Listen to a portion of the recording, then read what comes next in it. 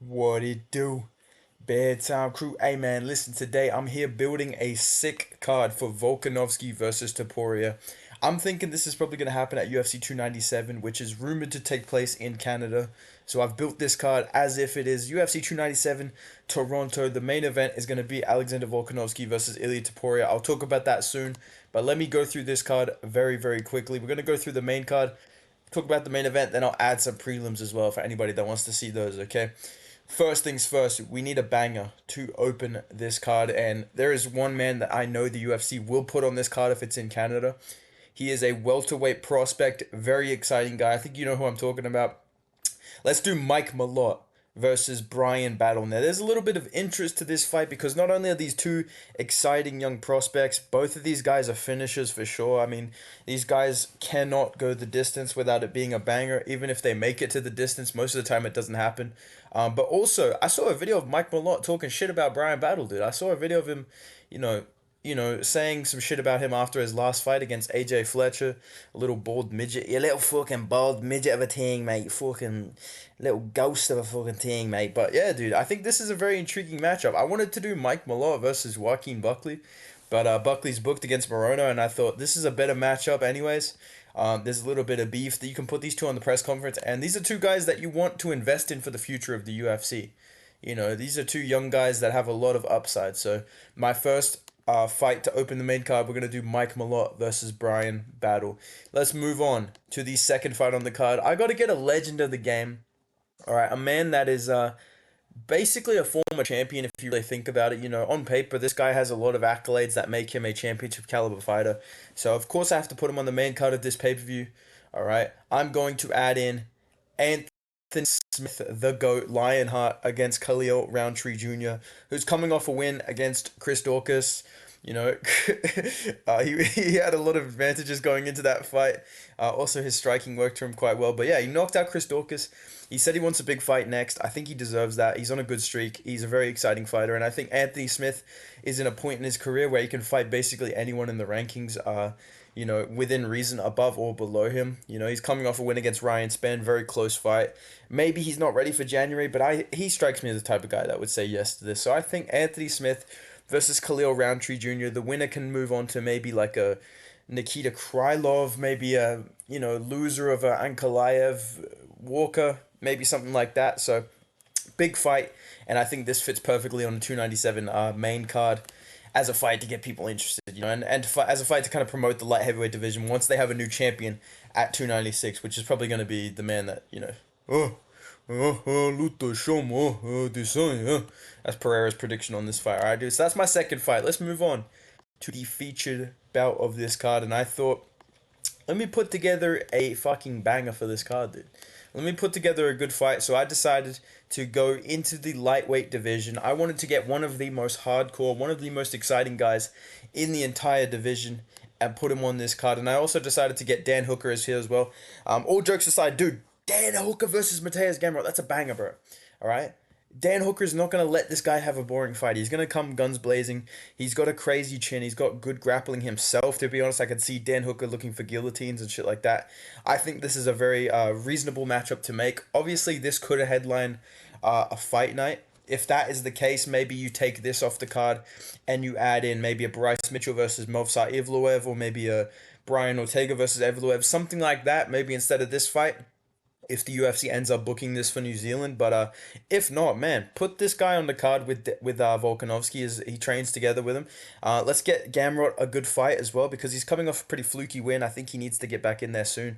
And I think Dan Hooker versus Matos Gamrot sets up somebody to go into the top 5 and maybe fight a Benil Dariush if he beats Sarukian, or maybe fight a Michael Chandler, or fight, Charles Oliveira if he loses to Makhachev. I feel like that's what this fight sets up pretty well, and both of these guys, I think a lot of people are interested to see where they go in the division. So I think putting them together makes sense. Probably going to be a pretty fun fight. Probably going to be a closer fight than people would initially think. I'm believing in Blonde Hooker, bro. I'm low-key believing in Blonde Dan Hooker. I can see big things in his future, so I think this is a good test to see where he's really at on this new championship run that he's claiming to be on. So let's do Matos Gamrot versus Dan Hooker. There's one fight left to talk about before I go to the main event. Okay, so we've got Mike Malott versus Brian Battle. We've got Anthony Smith versus Khalil Roundtree Jr. We've got Mateus Gamrot versus Dan Hooker. We need a fight with some big ranked implications. And I've looked around the UFC and I thought, who doesn't have a fight booked? Who's probably going to fight each other? And is this a 5 round main event, or is this more of a pay per view type fight? And I genuinely think this fight is a more of a pay per view type deal. And I think with the name value of one of these guys, you can put this as the main event of a pay per view and basically say the winner of this is getting a title shot. So it's a big deal. It's a pretty intriguing matchup as well. A lot of people are pretty split on this. In the co-main event, I'm gonna put my boy in there in a title elimination bout. I want to see I want to see Bilal Muhammad against Kamaru Usman as the co-main event of 297. I think this is a big fucking banger 297 vibes. Can you not just see the embedded of like Kamaru Usman talking about being back in the UFC, he's ready to fight, get back to the title, blah blah blah blah. Muhammad's talking about, yo, once I win this, it's undeniable. Like I can see these two on the press conference and on embedded and shit like that. I think this is perfect to be on a Volkanovski undercard to sell this card because Usman's a big name. There's going to be intrigue in this matchup. People hate Bilal, so they're going to want to see him lose to Usman. Plus, you've got the rest of the card, which is pretty stacked. I think this makes sense as the co-main event of UFC 297. All right, so that's my card. And of course, in the event, I want to see Volkanovski versus Topuria. I'm very, very interested in this matchup now. At first, I was like, I don't really care. Like, Topuria hasn't earned it. You guys know, I dropped a video. I said Topuria hasn't earned it. He doesn't deserve it. He should fight Arnold Allen. He should fight Brian Ortega. Something like that. But the more that I think about it, the more I think Topuria might fucking win this shit low-key, dude. I'm feeling like, after making that curses video, I'm feeling like Volk might be a little cursed, dude. He's on the cover of UFC 5. He's talking about fighting at 300 against Islam Makhachev. He's like, yeah, I'll fight Topuria, then I'll go fight Islam Makhachev. Topuria is no joke, man. What other curses are there? He's on the verge of being the GOAT of featherweight division. I think some people already have him there, but that in the build up to this fight, if the UFC is talking non-stop, like, oh, Volk's going to be the featherweight GOAT, Volk's the featherweight GOAT, Volk is the pound-for-pound best fighter in sport, I could see him losing this. And I think this is a very matchup, and I think this is going to have some beef. It's going to have some excitement, and I really, really want to see this headline of pay-per-view. So let's do Volk versus Topuria. Let's build this card with Usman versus Muhammad. Let's do Mateus Gamrot versus Dan Hooker. Mike Malott Brian battle is a highlight to me as well. So that's my main card, all right? Let's move on and talk very quickly about the prelims that I want to add to this fight as well. I want to add some exciting matchups, to be honest, and I think a really good fight to headline the prelims would be another title elimination bout. That's right, on the prelims of this fight card, UFC 297, I want to do a title elimination bout between two of the best fighters in that weight class. I want to do Aaron versus Manon Fiora. Do not click off the video. I know that it's WMMA, but it's actually a good fight because Dana White is very stubborn. Dude, he's very stubborn. Sometimes he's not, but most of the times he is. And I think he really wants to do Shevchenko versus Grasso 3. I could see that happening in Mexico for some fucking reason. I could see that happening, right? I think he's going to make that happen. So in the meantime, why don't we just quickly do Blanchfield versus Fiora? 3 rounds. Don't put it as a main event. Just put this on a card, on a pay-per-view card. Canadian fans, they'll probably be pretty respectful. They're pretty, they respect women out in Canada, dude. So they'll cheer for this shit. It'll be a good matchup. And the winner of this is the clear-cut #1 contender. They can have some time off without holding up the division of being like, oh, who's first? We'll know for sure. Blanchfield is next. Fiora is next. Whoever wins this, we know for sure they're next. And we can just book them in against the champion whenever. Because the UFC is probably not going to book Grasso versus Shevchenko for a while. And you don't want to risk losing that fight. You don't want Blanchfield to beat fucking Grasso and then you've lost the Shevchenko trilogy, right?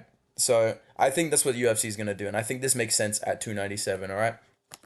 Let's talk about another fight that I really want to see on the prelims. I think this one's a no-brainer. These guys have both talked about this fight. I think there was a literal call-out of this fight. Let's do fucking Charles Jordane versus Cub Swanson, bro. This is Doo Ho Choi versus Cub Swanson 2.0. I think these two will beat the absolute shit out of each other. This is like, current day Cub versus like old Cub, so I think this is a very fun matchup. I think this definitely belongs on the prelims of a 297 in Canada. And yeah, there's no explanation to be made. The UFC will probably make this fight, and rightfully so. I think this is a good matchup. Okay, dude, let's talk about another fight that I think makes sense. Also in the featherweight division, I'm probably calling my shot a bit early here, but you know what? Fuck it, dude. I want to see Diego Lopez turn right around from UFC 295. I want to see him fight in front of a Canadian fan base. I want to see him fight Hakeem Dawodu. This is a big jump up in competition for him, but man, this guy's looked really, really good in his last two fights in the UFC. I think he's going to be a bit of a star. I think he has a bit of like meme value, and I reckon just turn him straight around, put him on a pay-per-view card. On the ESPN prelims against Dawodu. That's a good name. He's Canadian as well, so that makes sense for him to be there. And yeah, I think this is a good matchup. Dawodu didn't really take much damage against Cub Swanson. He won that fight basically, so you can put them on the same card. It's pretty fine in terms of timeline, and I think Diego Lopez is probably going to win his next fight at 295. So let's just throw him straight back in there against fucking Hakeem Dawodu, bro. I think this is a fun matchup, and it progresses both of these guys quite well. All right, last one I want to talk about. Okay, flyweight division. I think this is a pretty underrated kind of banger of a fight to make. I just looked through the roster. This is what I usually do. I want to think like logistically. So I want to get Canadian fighters. I want to get Malcolm Gordon against Jafel Filho, bro. Okay, Jafel Filho. Obviously, both of these guys have fought Muhammad Makayev. One of them was very close to beating Muhammad Makayev. The other one was not. Okay, this bug-eyed man. Uh, is on a bit of a losing streak. He definitely should fight Jafel Fihil. I feel like that makes sense. And this would be a pretty intriguing matchup. I think this would be a fun little scrap to put on the prelims, maybe an early prelim headliner type of shit. But yeah, that's what I'm thinking for 297, boys. Let me know what you think down below. Do you like this card? Do you not like it? Let me know what you think. Any other fights you want to see at 297? Do you think they're going to Canada? What do you think of all this? Let me know what you think. Make sure you drop a like on the video. Make sure you subscribe to the channel. And make sure you go follow me on Instagram at Bedtime MMA. I'll see you in the next video, boys. Goodbye.